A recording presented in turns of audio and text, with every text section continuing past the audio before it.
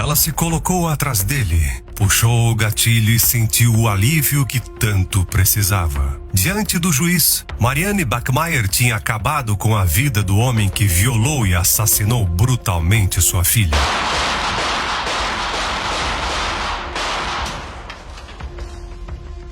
A execução que a mulher preparou chocou toda a Alemanha. Enquanto alguns a apoiavam, outros a viam como uma criminosa. Mas para Marianne isso era apenas o ápice de um plano que, mais do que lhe dar tranquilidade, buscava acabar com o homem que tinha acabado com a vida dela.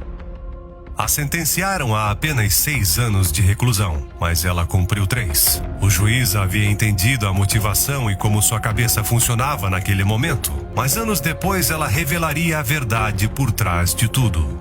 A história de Marianne sempre esteve marcada pela tragédia. Seu relacionamento com seus pais estava longe de ser próximo. Ela mal falava com sua mãe e lutava dia após dia com o estigma de ser a filha de um ex-oficial do exército nazista. Mas seu sofrimento não acabaria aí, já que quando tinha 16 anos ela ficou grávida e sua mãe a obrigou a dar o bebê para a adoção. 2 anos depois, Marianne viveu a mesma coisa, desta vez com um filho que nasceu como fruto de uma violação.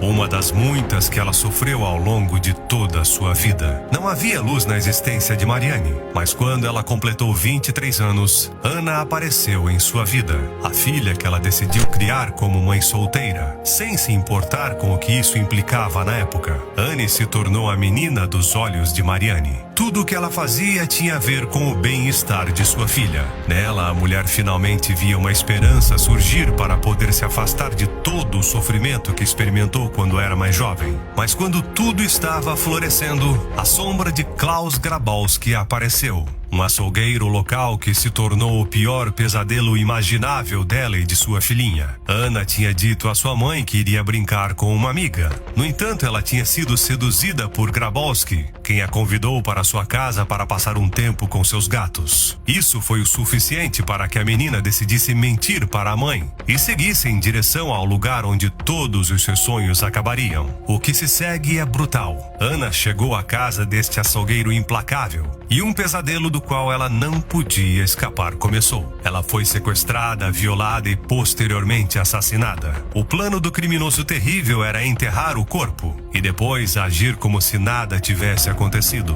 Mas ele cometeu o erro de dizer isso à sua namorada, quem acabou por entregá-lo à polícia. O que aconteceu era aterrorizante e foi o que acabou destruindo completamente o mundo de Marianne. Ela jurou vingança assim que descobriu o que havia acontecido com sua filha. Marianne não contou a ninguém, mas em sua cabeça havia uma ideia clara. Ela tinha que ter algum tipo de retribuição por todo o sofrimento que Anna teve que passar antes de deixar este mundo. E foi assim que, sem que ninguém soubesse, ela obteve uma pistola Beretta M1934. Aprendeu a usá-la e se preparou para o grande dia. A mulher participou das audiências contra Klaus Grabowski, e mesmo que não tenha dito uma única palavra, ainda assim era possível perceber que sua dor era imensa.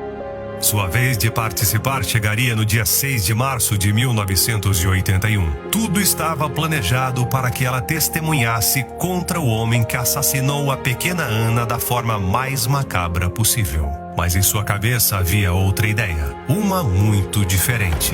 Ela chegou um pouco mais tarde no tribunal e os guardas não a revistaram da forma como é feito com todo mundo. Sem saber que em seu casaco ela escondia a arma com a qual estava determinada a se vingar. Quando Marianne entrou na sala de audiência, o criminoso já estava sentado. Ela se aproximou tranquilamente de suas costas e, quando ninguém esperava, sacou a pistola e disparou 8 vezes, embora a última bala não tenha saído.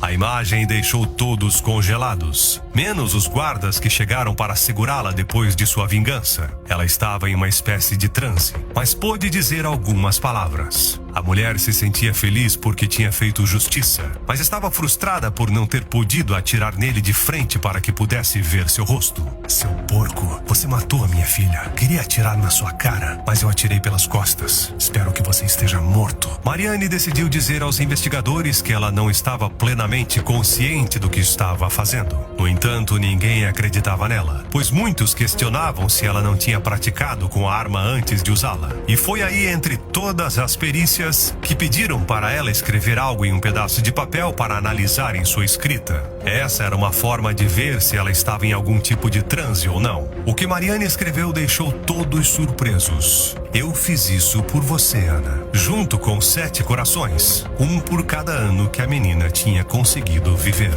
E também pelo número de balas com as quais ela matou Klaus Grabowski.